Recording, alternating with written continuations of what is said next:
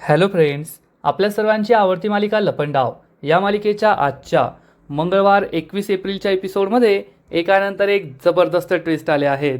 Friends, आजचा episode खरंच खूप भारी होता. म्हणजे ट्विस्टचा पाऊसच पडलाय, महापूर आलाय. मग नेमकं घडलंय तरी काय हे जाणून घेण्यासाठी हा व्हिडिओ शेवटपर्यंत नक्की पहा.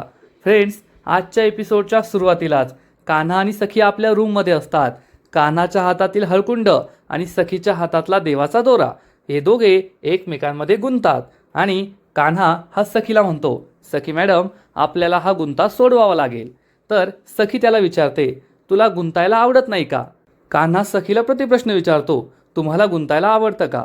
तर सखी त्याला सांगते, हा गुंता नाहीये, तर आपण दोघे बंधनात अडकलोय आणि हा गुंता सोडवायचा नसतो, तर हा गुंता आणखीन गुंतवायचा असतो. असं म्हणून सखी ही कान्हाच्या खूप जवळ येते आणि कान्हा काही बोलणार तर सखी त्याच्या तोंडावर हात ठेवते आणि म्हणते, कान्हा, काहीच बोलू नकोस आणि हा गुंता सोडू नकोस, मला हा क्षण जगायचा आहे. असं म्हणून सखी कान्हाच्या खूप जवळ येते, कान्हाचा हात हातात घेते आणि कान्हाच्या खांद्यावर डोकं ठेवते आणि काही क्षण हा क्षण जगून घेते. कान्हा खूप दुःखी होतो. कान्हाला कळत असतं की सखी ही त्याच्या प्रेमात वेडी झाली आहे. सखीला सुद्धा त्याचं प्रेम हवंय, पण कान्हा तिला काही हे प्रेम देत नाही. सखी ही कान्हाचा हात हातात घेते आणि कान्हाला विचारते, कान्हा, तू तर असं म्हणायचा ना की तू हे हळकुंड तोपर्यंत काढणार नाही जोपर्यंत मी नवरा म्हणून तुला स्वीकारणार नाही. आता तर मी तुला नवरा म्हणून स्वीकारलंय, मी तुला आय लव्ह यू सुद्धा म्हटली आहे, मग तू हे हळकुंड का काढत नाहीये? आता हे हळकुंड न काढण्याचं काय कारण आहे? कान्हाकडे या प्रश्नाचं उत्तर नसतं. सखी ही कान्हाला म्हणते, आता माझ्या गळ्यात तुझ्या नावाचं हे मंगळसूत्र आहे, मी सखी कान्हा महाडिक आहे आणि जोपर्यंत हे मंगळसूत्र माझ्या गळ्यात आहे ना तोपर्यंत मी सखी कान्हा महाडिक असेल. आणि कान्हा महाडिक हे नाव ऐकताच कान्हाला लगेच आठवतं की राजलक्ष्मी आजी काय म्हणाली होती. कान्हा, सखीचं काय होईल जेव्हा तिला कळेल की ती ज्या कान्हा महाडिकचं नाव लावते तो कान्हा महाडिक या जगात अस्तित्वात नाहीये, तर कबीर किर्लोस्कर आहे. त्यामुळे एक चांगली आठवण म्हणून सखीच्या आयुष्यातून कायमचा निघून जा. पण कान्हाला तेव्हा हे आवडलं नव्हतं, तेव्हा हे पटलं नव्हतं. त्यामुळे कान्हा खूप दुःखी होतो आणि सखी हा गुंता सोडवण्याचा प्रयत्न करते आणि कान्हाला विचारते, कान्हा, तुला हा गुंता सोडवायचा नाहीये का? नसेल सोडवायचा तर चल आपण असेच झोपूया. तर कान्हा म्हणतो, काय बोलताय तुम्ही? आणि कान्हा हा गुंता सोडवतो. सखी त्याच्याकडे हसून पाहत असते, स्माईल करते, पण कान्हा मात्र खूप टेन्शनमध्ये असतो, त्याला वाईट वाटत असतं. सखी आरशासमोर येते आणि तेथे एक मोरपीस ठेवलेला असतो.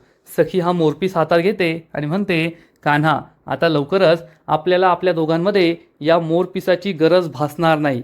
कान्हाला हे ऐकून खूप वाईट वाटतं आणि कान्हा मनात विचार करतो, नाही सखी मॅडम, जोपर्यंत मी तुम्हाला सांगत नाही ना की मी कान्हा महाडिक नाही तर कबीर देवदत्त किर्लोस्कर आहे, तोपर्यंत आपल्यातील हा मोरपीस बाजूला हटणार नाही.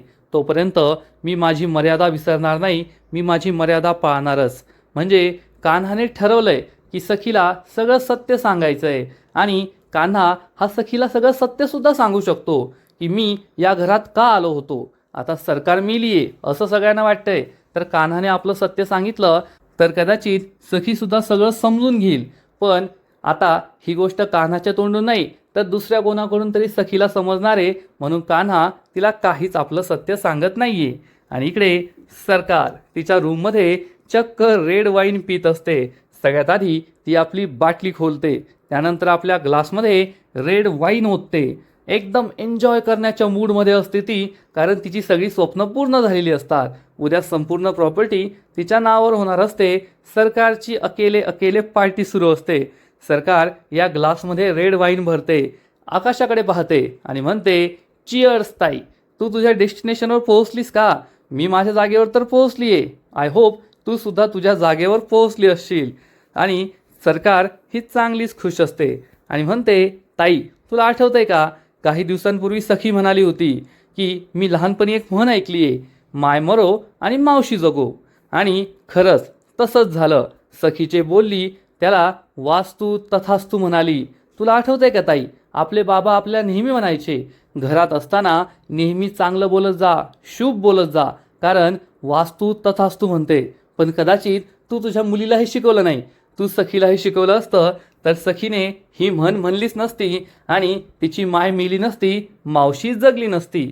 पण जाऊ द्या, शेवटी नशिबाच्या मनात जे होतं तेच घडलं आणि आता उद्या ही सगळी प्रॉपर्टी माझ्या नावावर होणार. तुझी मुलगी सखी स्वतःहून वकिलांना बोलवतीये, सगळी प्रॉपर्टी माझ्या नावावर करणार आहे.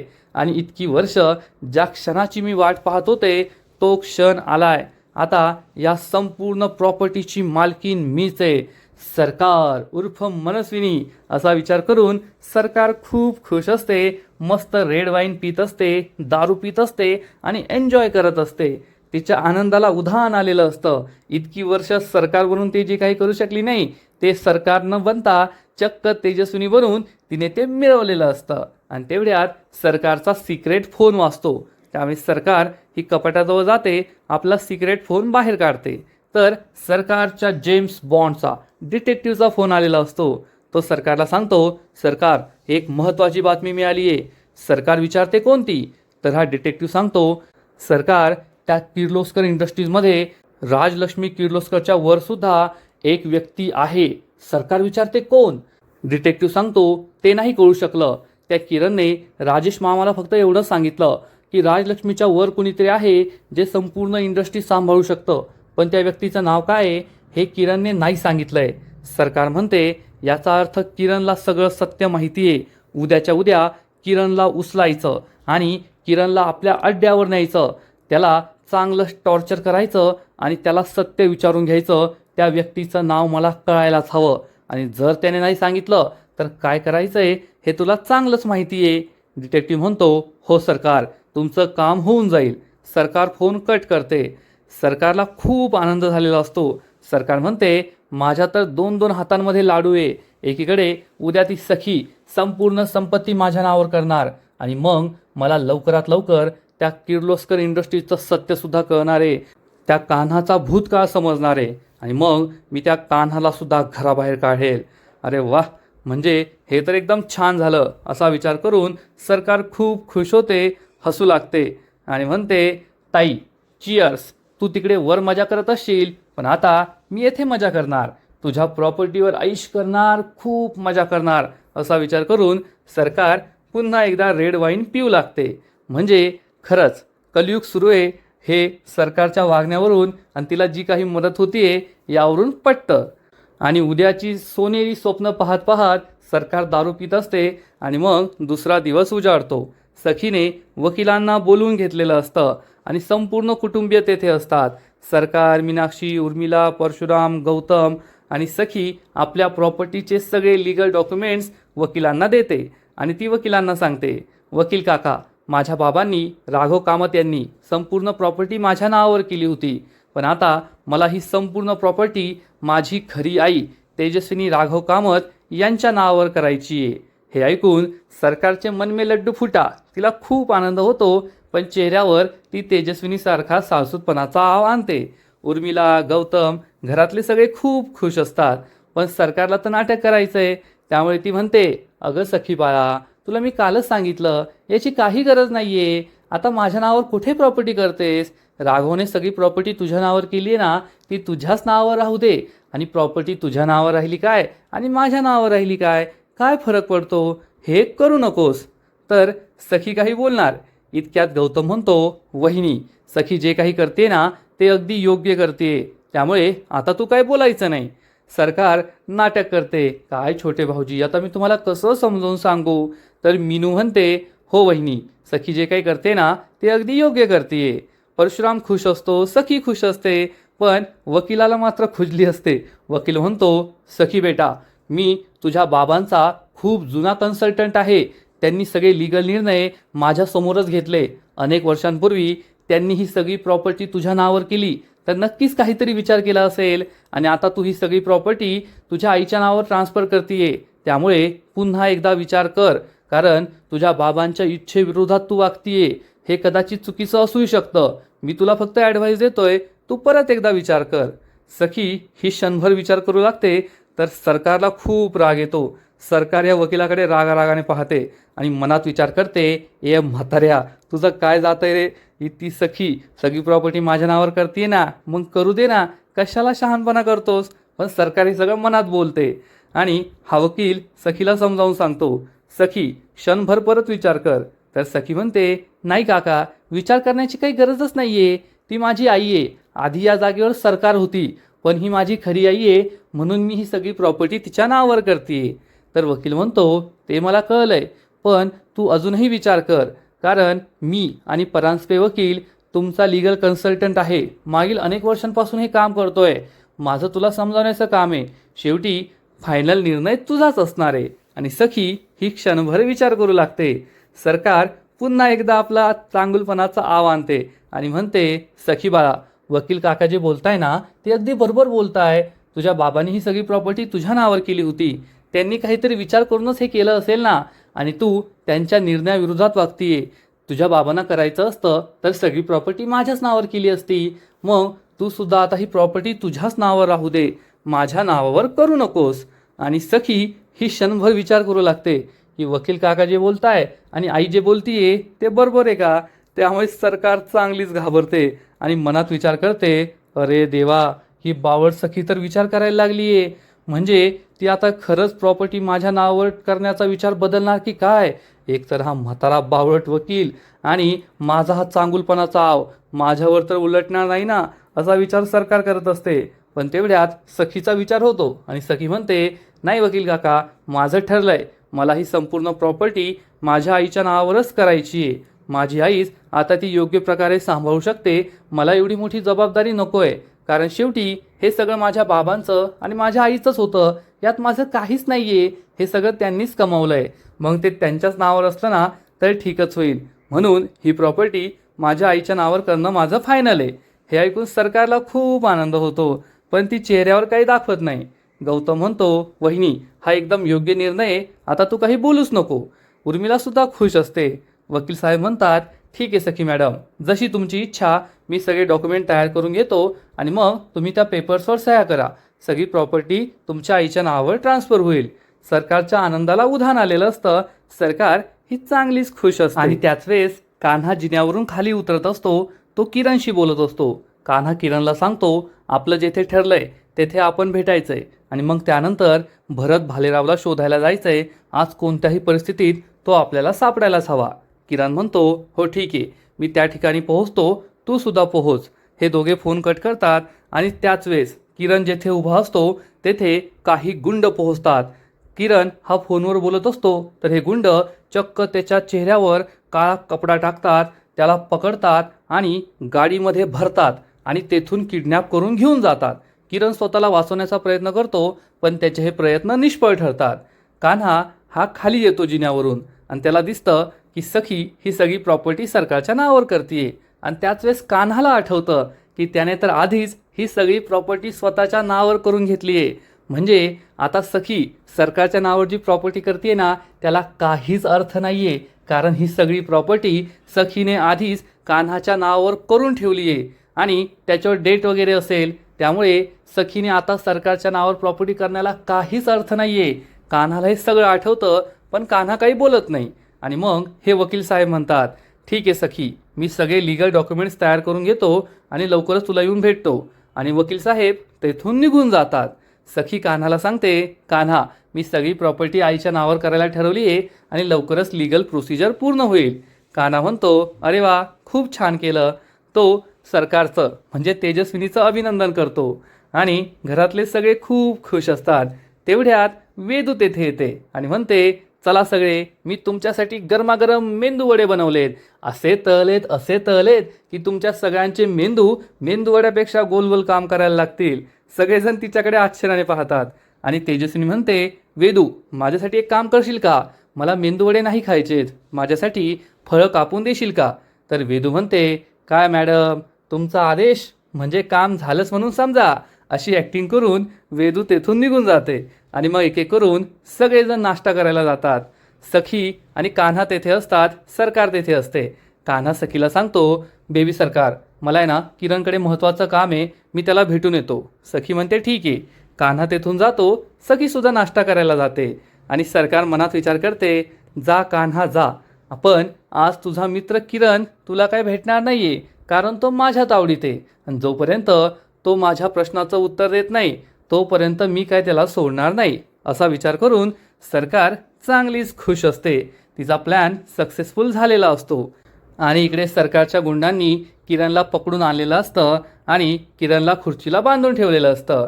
ते किरणच्या तोंडावरील काळा कपडा बाजूला करतात. किरण खूप चिडलेला असतो आणि या गुंडांना जाब विचारतो, कोण आहे तुम्ही? कोणाला पकडलंय तुम्हाला माहिती आहे का? तुम्ही मला सोडा, नाहीतर मी तुम्हाला सोडणार नाही. पण हा डिटेक्टिव्ह फुल कॉन्फिडन्समध्ये असतो आणि म्हणतो, जास्त गरमी दाखवायची नाही, फक्त एकच प्रश्न मी तुला विचारणार, त्या प्रश्नाचं उत्तर द्यायचं आणि येथून निघायचं. किरण विचारतो, कोणता प्रश्न? तर हा डिटेक्टिव्ह त्याला विचारतो, किर्लोस्कर कन्स्ट्रक्शनचा खरा मालक कोण आहे? राजलक्ष्मी किर्लोस्करच्या वर कोण आहे? त्या व्यक्तीचं नाव मला सांगायचं. किरणला जबर धक्काच बसतो. किरणला आठवतं की कालच राजेश मामा मला हाच प्रश्न विचारत होते आणि आज चक्क मला या गुंडांनी किडनॅप केलंय. आता मला सगळं काही कळलंय. हा मॅटर होता तर, असा विचार किरण करत असतो. आणि किरण या डिटेक्टिव्हला म्हणतो, नाही सांगणार. तुला काय एवढं सोपं वाटलं का? तू मला इथे पकडून आणशील आणि मी तुला सांगेल. माझा जीव गेला ना तरी मी तुला नाही सांगणार. आणि किरणचा हा ॲटिट्यूड पाहून हा डिटेक्टिव्ह हसू लागतो, खिदी हसू लागतो. किरणला खूप राग येतो. डिटेक्टिव्ह किरणला म्हणतो, कसं आहे ना किरण साहेब, तुम्ही ना आम्हाला खूप हलक्यात घेतलंय असं दिसतंय. थांबा, आता तुम्ही तर नाही सांगणार कारण तुम्हाला स्वतःच्या जीवाची पर्वा नाही आहे, परंतु तुमचा जीव ज्या व्यक्तीमध्ये आहे त्या जीवाची पर्वा तर तुम्हाला असेल ना. किरण चिडून म्हणतो, काय बोलतोयस तू? तर हा डिटेक्टिव्ह म्हणतो, थांबा, एवढी घाई करू नका, तुम्हाला सांगतो मी काय बोलतोय. आता तुमच्यासमोर मी अशा व्यक्तीला आणणार आहे ज्या व्यक्तीला पाहून तुम्ही ना पोपटासारखे पपट बोलायला लागाल आणि मग मी जो प्रश्न विचारतोय ना त्या प्रश्नाचं उत्तर लवकरच द्याल. किरण खूप चिडतो आणि हा डिटेक्टिव्ह शिट्टी वाजवतो. किरणला कळतच नाही की हा डिटेक्टिव्ह काय बोलतोय. आणि त्याच वेळेस त्याचे गुंड एका मुलीला तेथे पकडून आणतात आणि गुंड या मुलीला सुद्धा खुर्चीवर बसवतात, तिला खुर्चीला बांधतात. किरणला कळतच नाही की हे कोण आहे. किरण विचारतो, कोण आहे ही? डिटेक्टिव्ह गुंडांना सांगतो, तिच्या चेहऱ्यावरचा काळा कपडा बाजूला करा. गुंड या मुलीच्या चेहऱ्यावरचा काळा कपडा बाजूला करतात तर किरणच्या पायाखालची जमीनच सरकते. कारण ही मुलगी दुसरी तिसरी कुणी नसून चक्क जान्हवी असते. सखीची मैत्रीण जान्हवी, किरणची प्रेमिका जान्हवी. आणि जान्हवी ही किरणला पाहून ढसाढसा रडू लागते. किरण, यांनी मला किडनॅप केलंय, हे सगळं काय होतंय? त्यांनी तुला सुद्धा पकडलंय. किरण सांग ना, आपण इथून कसे बाहेर पडणार? आपण इथून कसे सुटणार? किरण खूप दुःखी होतो आणि या डिटेक्टिव्हवर चिडून म्हणतो, तुझी हिंमत कशी झाली जान्हवीला इथे आणण्याची? सोडणार नाही तुला, लक्षात ठेव. डिटेक्टिव्ह म्हणतो, ओ किरण साहेब, कशाला चिडताय? तुम्हाला म्हटलं ना, तुम्हाला तर स्वतःच्या जीवाची पर्वा नाहीये, पण तुमचा जीव ज्या पोपटात अडकलाय ना त्या पोपटाच्या जीवाची तर पर्वा तुम्हाला असेल ना, म्हणून तुमच्या गर्लफ्रेंडला इथे आणलंय. आता मी ज्या प्रश्नाचं उत्तर तुम्हाला विचारलंय ना त्या प्रश्नाचं उत्तर द्यायचं, नाहीतर या पोपटाचा जीव मी घेणार. किरणला मोठा धक्काच बसतो. कारण एकीकडे किरणचं कर्तव्य आहे, त्याला कान्हा कबीरचं सत्य त्याला सांगायचं नाहीये, पण जान्हवीवर सुद्धा तो प्रेम करतो. त्यामुळे जान्हवीला वाचवणं सुद्धा त्याच्यासाठी खूप महत्त्वाचं आहे. किरण काहीच बोलत नाही. डिटेक्टिव्ह म्हणतो, बोला साहेब लवकर, कोण आहे? किर्लोस्कर कन्स्ट्रक्शनचा खरा मालक कोण आहे? राजलक्ष्मी किर्लोस्कर नंतर कोण आहे? पण किरण काहीच बोलत नाही. डिटेक्टिव्ह खूप चिडतो. जान्हवी त्याला समजावत असते, किरण सांग ना, त्यांना जे काही सांगायचंय ते सांगून टाक, सगळं खरं बोल, पण मला वाचव किरण, मला नाही मरायचंय, मला तुझ्याबरोबर जगायचंय, सुखी संसार करायचा आहे. परंतु किरण काहीच बोलत नाही. डिटेक्टिव्ह खूप चिडतो आणि म्हणतो, तुला काय वाटतं येथे काय सिनेमाची शूटिंग सुरू आहे का? अरे सिनेमाची शूटिंग नाही सुरू आहे, थांब, तुला आता हे मॅटर किती सिरियस आहे ना ते दाखवतोस. असं म्हणून हा डिटेक्टिव्ह पुन्हा एकदा शिट्टी वाजवतो. किरण आणि जान्हवी खूप घाबरतात आणि त्याची ही शिट्टी ऐकून चक्क त्याचा एक गुंड एक मोठी ड्रिलिंग मशीन घेऊन येतो. ही ड्रिलिंग मशीन घर घर करत असते. जान्हवी चांगलीच घाबरते आणि हा डिटेक्टिव्ह चक्क ही ड्रिलिंग मशीन किरणच्या डोळ्याजवळ घेऊन येतो. म्हणजे त्याला किरणच्या डोळ्याला ड्रिल करायचं असतं. पण आपला किरण काही घाबरत नाही, तो एकदम खतरो के खिलाडी आहे. त्यामुळे हा डिटेक्टिव्ह त्याच्या डोळ्याच्या अगदी जवळ हे ड्रिल मशीन नेतो, पण किरण त्याला काही भीकच घालत नाही. डिटेक्टिव्हला समजतं या किरणला स्वतःच्या जीवाची काही भीती नाहीये, तो काही घाबरणार नाहीये.